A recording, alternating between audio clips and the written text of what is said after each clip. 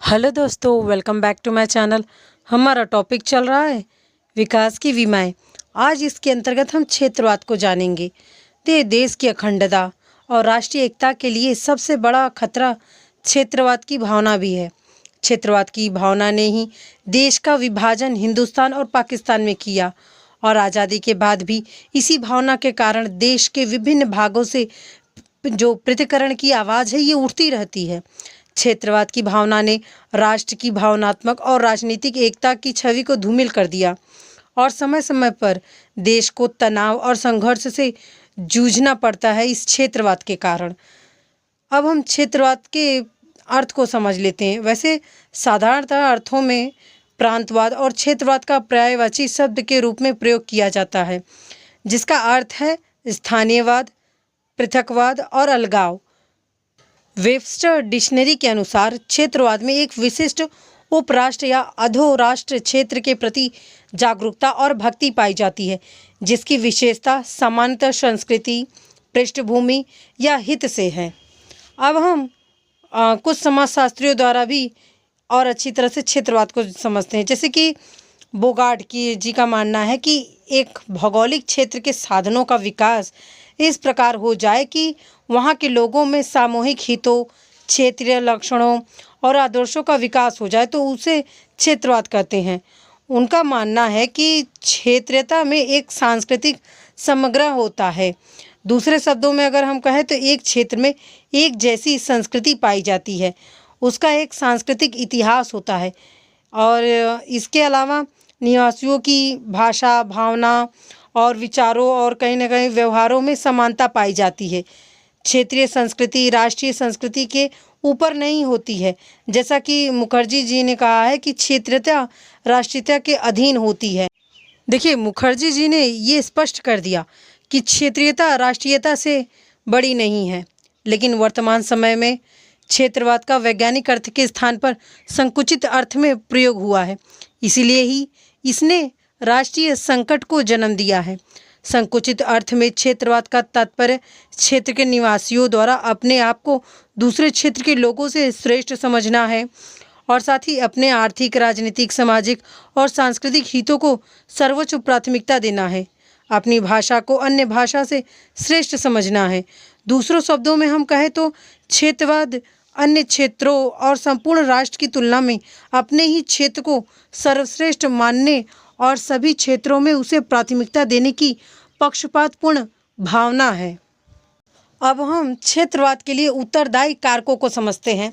देखिए, भारत में क्षेत्रवाद की भावना को पैदा करने के लिए भौगोलिक, मानव पर्यावरण, ऐतिहासिक, सांस्कृतिक, आर्थिक, राजनीतिक शक्तियों का योगदान रहता है। वर्तमान समय में भारत में क्षेत्रवाद को जन्म देने में चारों प्रमुख मुद्दे हैं: भाषा समस्या, आर्थिक विषमता और स्थानीय नेतृत्व को अधिक मजबूत बनाने आदि विषयों को लेकर एक क्षेत्र के लोग अपने को संपूर्ण भारत के स्थान पर एक प्रांत या क्षेत्र से अधिक जुड़ा मानती हैं। राष्ट्रीय नेतृत्व के स्थान पर स्थानीय नेतृत्व पर अधिक बल दिया जा रहा है। केंद्र और राज्यों में आर्थिक और राजनीतिक हितों को लेकर टकराव होते रहते हैं।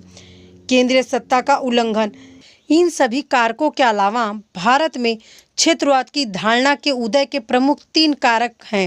देखिए, राजनीतिक कारक के अंदर क्या क्या है कि क्षेत्रवाद को जन्म देने में प्रमुख कारक केंद्र और राज्यों के और साथ ही एक राज्य या राज्यों में तनावपूर्ण संबंध भी हैं। ये तनाव कई कारकों को लेकर उत्पन्न होते हैं, जैसे कि विभिन्न प्रोजेक्ट्स किस प्रांत में लागू किए जाएं, केंद्र से दी जाने वाली आर्थिक सहायता, प्रांतों द्वारा अधिकाधिक खाद्यान्न देने की मांग, प्रांतों की सीमा निर्धारित होना, नदी पानी बंटवारे का विवाद आदि। अपनी मांगों को मनवाने के लिए स्थानीय और प्रांतीय राजनीतिक दबाव समूह का उदय हुआ, जिन्होंने स्थानीय राजनीति को जन्म दिया। कई राजनीतिक दलों ने भी क्षेत्रवाद की भावना को उभारा है। अब हम आर्थिक कारक को देखते हैं। देखिए, क्षेत्रवाद की भावना को जन्म देने में आर्थिक कारकों ने भी योगदान दिया। आर्थिक कारक रूप में पिछड़े हुए क्षेत्रों ने अपने यहाँ उद्योग खोलने की मांग की। ऐसा करते समय वे ये भूल जाते हैं कि आर्थिक दृष्टि से वो उद्योग उस क्षेत्र में लाभदायक सिद्ध होगा या नहीं। जब प्रांतीय दबाव गहन हो जाता है तो उद्योग के आर्थिक दृष्टिकोण को त्यागना होता है। तो कहीं न कहीं ये जो आर्थिक टकराव है, ये भी क्षेत्रवाद को जन्म देते हैं। तीसरा जो कारण है सामाजिक सांस्कृतिक कारक। इसमें क्या होता है कि क्षेत्रवाद को जन्म देने में सामाजिक सांस्कृतिक कारकों का योगदान सबसे ज़्यादा होता है। भाषा, संस्कृति आदि की समस्याओं ने क्षेत्रवाद को बढ़ावा दिया है। एक सांस्कृतिक क्षेत्र अपने को दूसरे क्षेत्र से सर्वश्रेष्ठ समझने लगते हैं। सांस्कृतिक श्रेष्ठता के दावों को लेकर भी क्षेत्रवाद पनपता है। क्षेत्रवाद के दुष्परिणामों को भी हम समझ लेते हैं अब। से विभिन्न क्षेत्रों में संघर्ष होता है, राज्यों और केंद्र के बीच तनाव उत्पन्न हो जाता है, स्वार्थी नेतृत्व का उदय होता है। प्रत्येक क्षेत्र का संबंध एक भाषा विशेष से भी है। जब कभी भी क्षेत्रवाद का नारा बुलंद किया जाता है तो भाषा की समस्या भी उठ खड़ी होती है। राष्ट्रीय एकीकरण और प्रजातंत्र को खतरा उत्पन्न होता है। ये जो क्षेत्रवाद के लिए उत्तरदायी कारक अभी हमने जाना, इसी के कारण कहीं ना कहीं ये क्षेत्रवाद के दुष्परिणाम निकलते हैं। इससे देश को हानि पहुंचती है। इसीलिए अब हम क्षेत्रवाद की भावना को दूर करने के कुछ उपायों को जान लेते हैं। जैसे पहला है राष्ट्रीय भावना का प्रसार।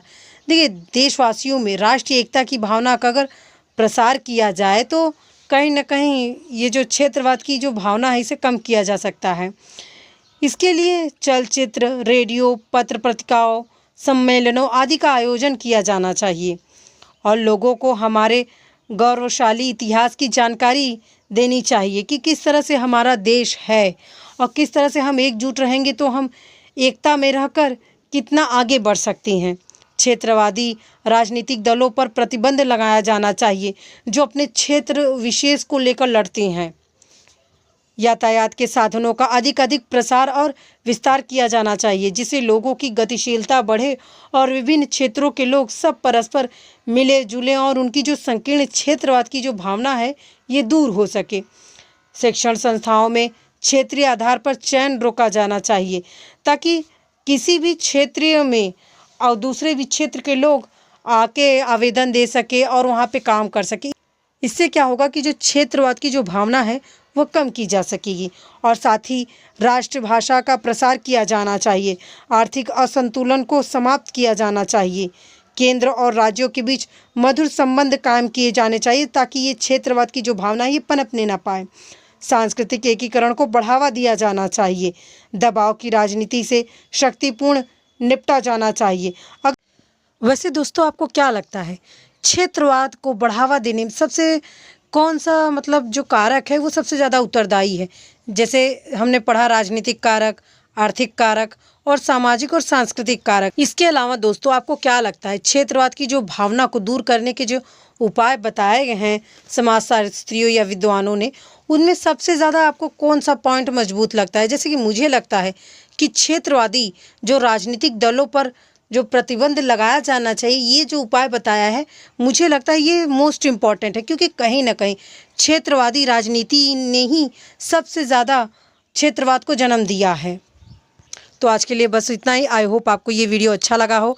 कमेंट करना ना भूलें कि आपको कौन सा कारक सबसे सही लगता है और क्षेत्र की भावना को दूर करने के उपाय में सबसे सटीक आपको उपाय कौन सा लगता है।